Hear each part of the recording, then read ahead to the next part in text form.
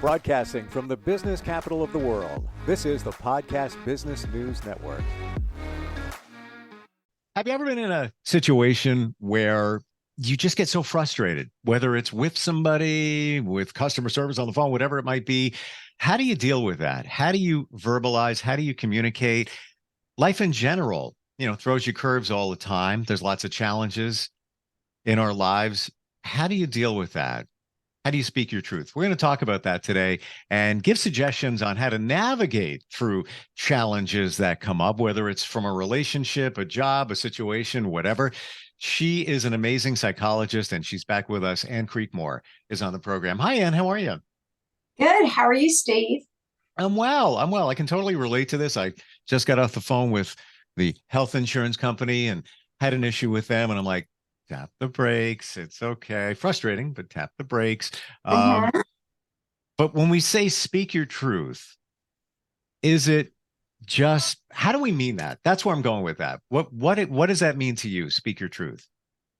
Well, it's you being authentic, coming from your authentic self and sharing with another person. Sure. Go ahead. And I totally get that. You have to be you. Sometimes you takes another shape, though, when you're dealing with frustration, be it in let's say a relationship, and the other person maybe didn't do the right thing and you're frustrated with them. It's that, I think that's the biggest challenge with a lot of us. Do you feel that way? Yes. And anger, can review, we've talked before that anger is more of a secondary emotion that gives you kind of a clue that you've got something to do for your emotional survival underneath. And it's not something to just, in fact, they find that people, when they get angry, some studies have shown that the IQ actually goes down like 2 standard deviations, like 20 points. So like if you're bright, then you're down to being low or average by just being angry. So of course, the first step would be to chill, kind of calm yourself down like you were talking about, so that you can handle the situation and have all your faculties with you while you're expressing yourself. So it's kind of going, but anger is a guide to tell you to go inward and find out what's really bothering you. Like, what are your deeper feelings? Are you feeling sad, disappointed underneath? Are you feeling anxious, apprehensive, insecure about something? First step is to figure out what's really bothering you. I mean, you could even be triggered. It could be reminding you of something, bring up some pain, and then you don't even have the wherewithal to focus in on what you're talking about. So the first step is to kind of go below the anger to try to get yourself to a space where you can concentrate and really express. And then, of course, there's healthy ways to express. Like there's 4 styles of interpersonal communication. 3 are healthy. 3 are unhealthy and 1 is healthy. The 3 that are unhealthy, I can go over first. First is being passive. That is kind of when you're acting like the other person has all the rights. You don't have any rights. You're just quiet, and you don't say anything about your feelings and needs. That's not very healthy. And I just want to jump in. Does that come from a place of victim? When you do that, where it's almost as if you just throw up the white flag. It's like, I can't do anything. They're look at them. There's nothing I say is going to matter. I'm a victim. Yes, it relates to that, like a learned helplessness, something maybe from growing up where you couldn't, communicate and get your needs met, and you just learned to be quiet for whatever reason. And it doesn't get you anywhere because the other person doesn't even know what you're feeling and thinking. And a lot of times what happens is after a while of bottling those feelings up, you do go on to another unhealthy form of communication, which would be aggressiveness, verbal aggressiveness, where you're just making you messages. Like it builds up to the point that you start, saying everything on your mind that they ever did wrong. You do this, you're doing this wrong. You need to do this differently. You messages, which doesn't get anybody anywhere anyway, because the other person is just getting defensive and trying to think of what you did wrong. And it just turns into a conflict. There's no real listening and negotiating going on. Then you've got the third unhealthy, which is a combo of the passive and aggressive. Passive aggressive. where you let the other person know that you're angry, but you don't let them know why, and you're not real direct. They just pick it up because you're kind of giving them nonverbals or doing things like rolling your eyes or, not talking to them, giving them silent treatment or not following through on something, and they don't know what's really bothering you. So they can't respond at that point and help, and you can't negotiate anything out because they just know that you're angry, so they're getting kind of angry back, and there's no communication. Then there are I messages or healthy assertive communication where you actually are. See, in the case of aggressive, you're acting like, well, I have all the rights. That person doesn't have any rights. In a way, the passive aggressive is similar. And the passive is just saying, well, I don't have any rights. But when you're healthily communicating, you're coming from a respectful place where you're saying, well, I do have rights to my feelings, my needs, to be authentically, have my needs met, my feelings listened to. And the other person, you respect them, that they have a right to express their feelings and needs and be listened to and responded to. So that is the healthy form of communication, called kind of I messages, like with a capital I, not an I, but the capital I messages where you're sharing what you're feeling and needing, but in a healthy way that the person can hear, and then you take turns and hear what the other person has to say, and then you're working on a win-win solution together. With the silent treatment, if you will, what if you're in a situation with somebody and you've been down the road before, maybe it's the same conflict or challenge, and you're just not in the mood to talk at that moment. Good point. Where do you go with that? Well, that's a very good point, because if you want to talk to someone, the first thing you want to ask them is, well, I have something on my mind I'd like to talk to you about. Would this be a good time? So ideally, the other person would be saying that to you, and is this a good time to talk? Is there something on my mind, something's bothering me, and I'd like to talk to you.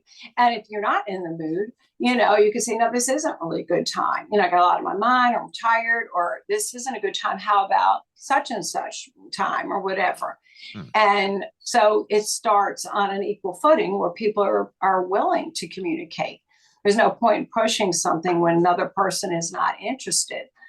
Or, say they're having some mental problems. I mean, they could be drinking and drunk, let's say, or they're in a total mode state or something that, of anger. That's not a time to talk to somebody either. What's the point of talking to them then? They're not going to be receptive. So that was a good point to bring up. Like the first step would be to see, is the person receptive to talking about something then? In that situation, is it reasonable to say, I don't want to talk to you right now. I'm not dealing with this. Let's table this for tomorrow or later today or whatever? Yeah, definitely. It's okay to set boundaries. Then it would be a step to go within before anybody talks, either party we're kind of talking about, would be to kind of focus inward and get to a calm state so that you can have your faculties with you at that time. And there are different ways to do that, I call it just to chill, rather than overreact when you feel someone's kind of driving you crazy. It could be anybody, it could be your family member or somebody on the phone or whatever it happens to be. But it's important to kind of go within to calm yourself down to get to a place. And you could even say to that person, well, I'm really tired now, or I'm really having some issues now. Can I get back with you? Yeah, I want to talk to you. Let's see. But then you take the time to focus inward to bring yourself to a place of calmness where you're going to be ready to talk to the person. Kind of that could be like the responsibility that you'd have if you said, well, I'm just not in a good spot. Can I get back with you soon and let you know when we're good to talk? Then you take the time to go within and get yourself in a state that you could talk then. And there are different strategies for that. Like one is if that is kind of like putting your own self in timeout. Timeout being a place, not that we think of for children. Sometimes it's not really punishment. It must be like kind of grounding, getting yourself calm, thinking about what you just did, getting yourself back. So you kind of put yourself in time out and when you're in that space, you can use positive self-talk to soothe yourself, like say, hey, it's okay, I can get my anger go, or you can reframe. You can think about, well, that bothered me that the person did, but how could I see it as good? What was the good in what they may be intending? Maybe I'm seeing it differently. What could be the underlying good, or even if it's something negative, is there something good that I can learn from this? Taking that time to kind of reframe.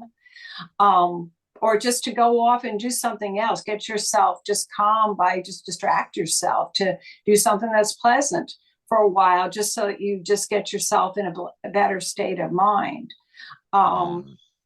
If it's a kind of a close interpersonal relationship, I think John Gray, who wrote The Men Are From Mars, Women Are From Venus, has something in it. And I think this his other book too, what your father didn't know and your mother didn't tell you, is another really good book that he wrote. And it talks about love letters, quote, love letters, but they're not romantic letters. They're just letters when you feel hurt, that you can kind of go up by yourself to kind of process, to see what's really bothering you.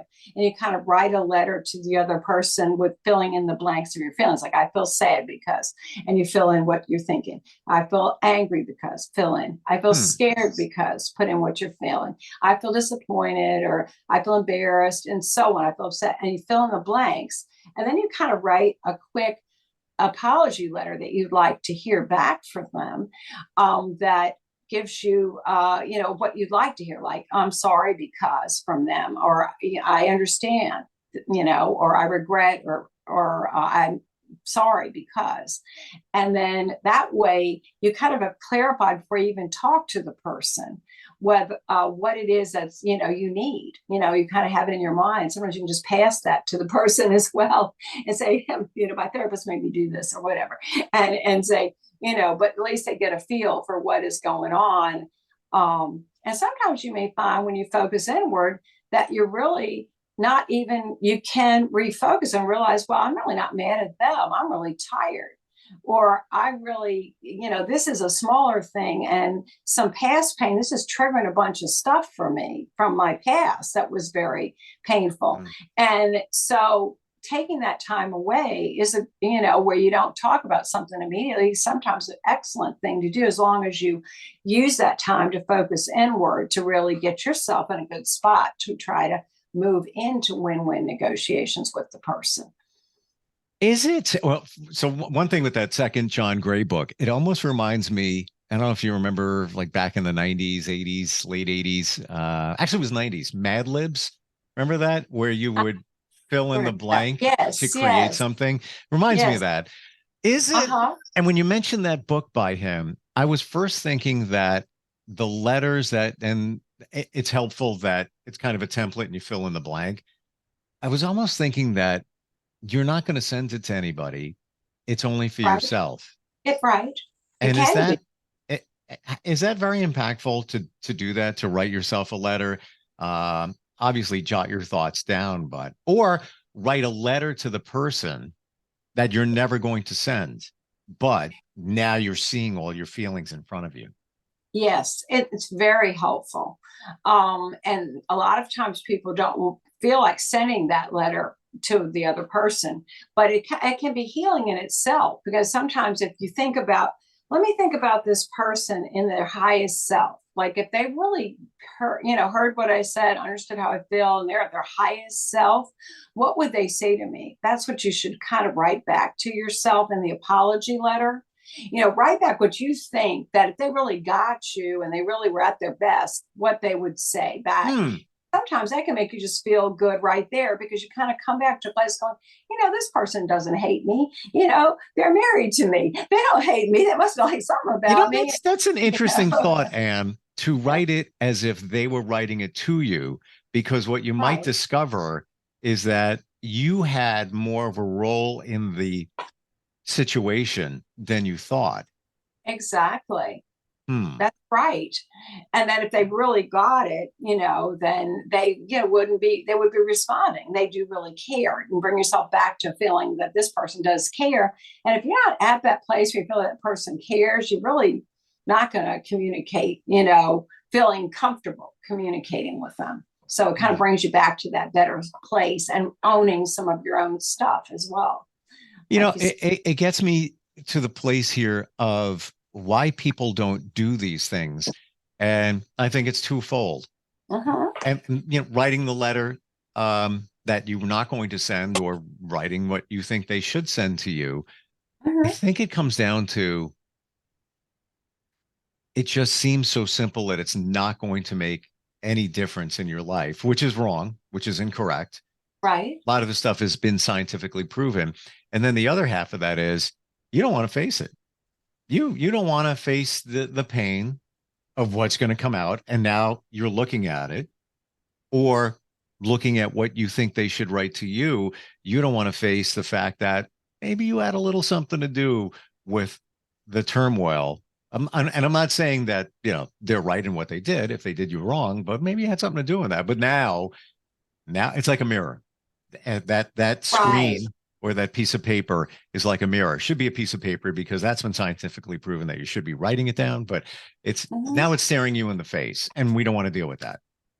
Right. And it can be very painful, it's basically just not wanting to feel the pain. Right. But it's just feelings, they're going to go away. And then if you work with them and you can express to yourself, even, it's going to help you to feel better. You're going to get to a better place. So, but it's not human nature to not want to do what's painful. So to just try to avoid it is a natural first response. But then again, it just leads to something worse usually. Like if you don't know what's bothering you and you just kind of lash out and have fights with someone, then you just got another problem on top of a problem. So it didn't help. So it is better to take that time to kind of try to heal whatever it is and be ready to talk appropriately. It's gonna hurt because you're gonna face those feelings, but you're on the mend by doing it. At least you're doing something, as opposed to just being angry at the person and just throwing jabs and barbs out there, or giving them silent treatment. At least you're being proactive in some regards, or calling upon you, working with somebody to work your way through the whole situation.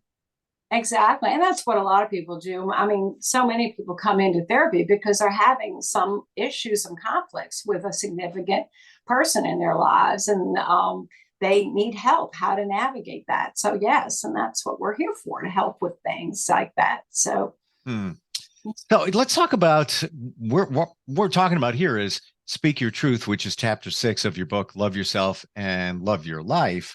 And we'll talk about the book in a moment.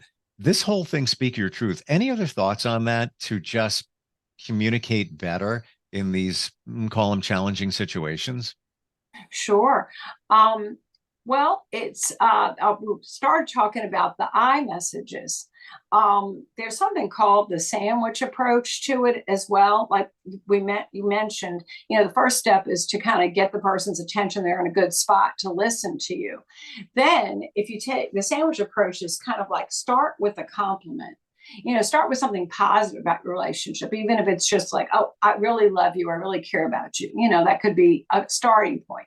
Then go to the I message of whatever it is that's bothering you.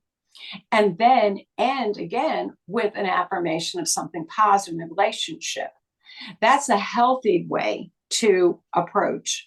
And an I message has got 3 parts to it. The first part is when you kind of it's a when, WHEN, when you kind of describe the, what's bothering you. Then the second part is I feel the emotions below the anger, like I'm feeling sad or scared or whatever. And then you say, why? Because this is how it's impacting me. This is how it's affecting me. And then to make a small specific behavior request that is not a big change, a major change of their whole personality. It's just something at that moment that would be beneficial. And then letting the other person respond, is the healthy way. It's healthy, polite, tactful communication is more likely to be received. Hmm. What inspired you to write this book? Oh, it's been so long. Originally, I was interested, being a working mom, right? I was interested in writing a book for working moms, and I realized so much of what I was having to say would be applying to everyone. It doesn't matter, it could be mom, dad, teen, child, even, that I just wanted to bring out all the components that we know in psychology as much as I could that would help people. And but originally it was just writing kind of on kind of the women's issues somewhat, but it pertains to everybody. It really does. Everything we're talking about is so universal in every type of relationship. And I don't think I'm going out on a limb here and hanging off the tree when I say we've all dealt with it, whether it's in a, close relationship, whether it's a work relationship.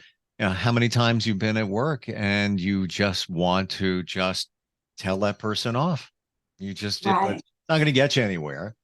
And Right. and the challenge is you internalize it. That brings on other challenges, stress, anxiety, animosity, all of that. Let's talk about that for a second, because I'm hearing more and more about workplace bullying and things like that. Let's say you work with somebody and either they did something that wasn't right in your opinion, or they're just challenging to be with. Where do you go with that? Do you speak to them? Do you tell them your feelings? How do you navigate that? Well, it's a good question. And a lot of times people are being triggered and not even really reacting to you. I mean, I can think of an incident, I can give you a specific incident, which it was much easier to resolve these issues because that I was working at a psychiatric hospital, adolescent children's unit many, many years ago. We had a really great team. And there was a kind of intern there, and she would always kind of say something, a little bit nasty to me, like we were at a picnic for the adolescents out there. And I said, hey, would you like to sit over here? Which I was fairly new. And I meant, like, you want to sit down, together. And she was like, no, and like walking away.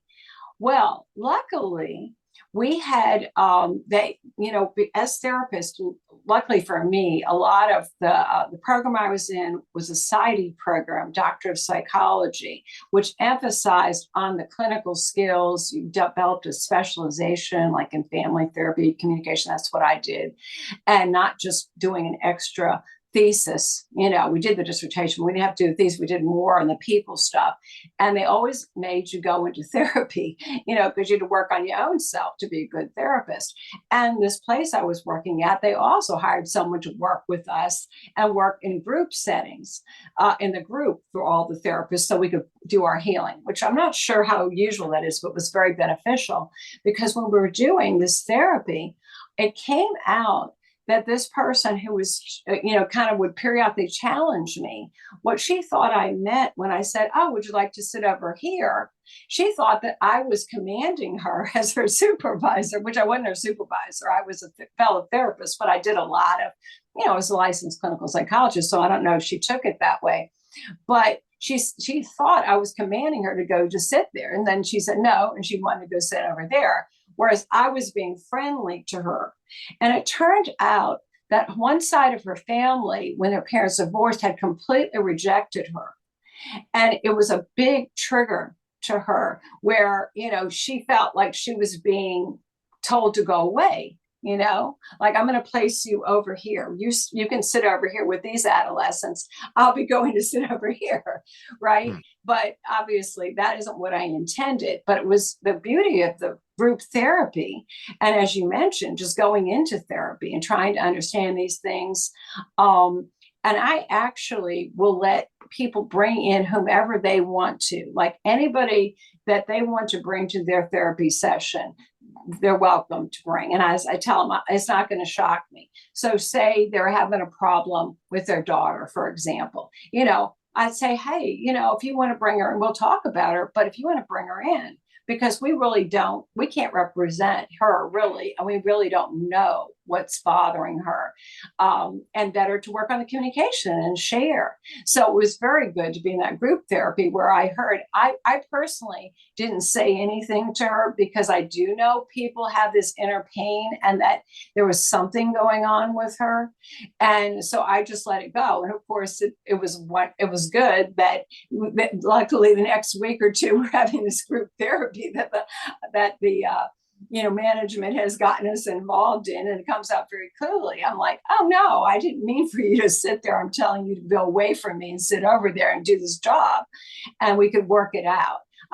I don't know. You can be open to those experiences and kind of like go back and say, well, I hope this will clear up. Put out a positive mind, a vibe or something. You don't always have to respond to the person. Well, what I got from this very clearly, that if somebody's reacting to you or treating you a certain way, it may be because they're getting triggered from something else. Exactly. Maybe it's you, maybe it's the environment. So I'm going to write a book, and it's going to be called "It's Not You, It's Them."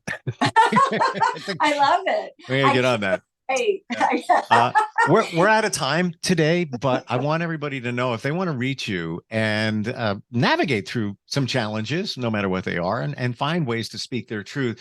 How do they find you, Ann? Well, my website is psychologistinvirginia.com. It's all spelled out, psychologist with a plural, and Virginia's spelled out. And that's got everything on it, my practice in Virginia.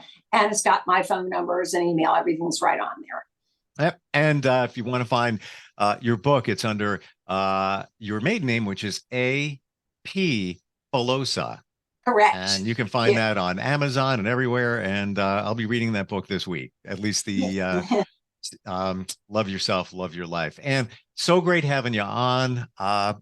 This is stuff we all need to know to navigate through these challenges. And if you're not dealing with one now, you will at some point. And if you hit a wall, you're available. Correct. Thank you. All right. And thanks so much. And we'll talk next week. Okay. Okay. Thanks, Steve. You. Are you looking for even more of the podcasts and hosts that you love? The Podcast Business News Network is proud to announce that you now have even more ways to listen live. Check out the MyTuner Radio, online radio box, and Simple Radio apps on iOS and Android, or find us online. Search for Business News Network on mytuner-radio.com, or search Podcast Business News Network on streama.com and onlineradiobox.com/US. Take your podcast on the go and don't miss a minute of the action.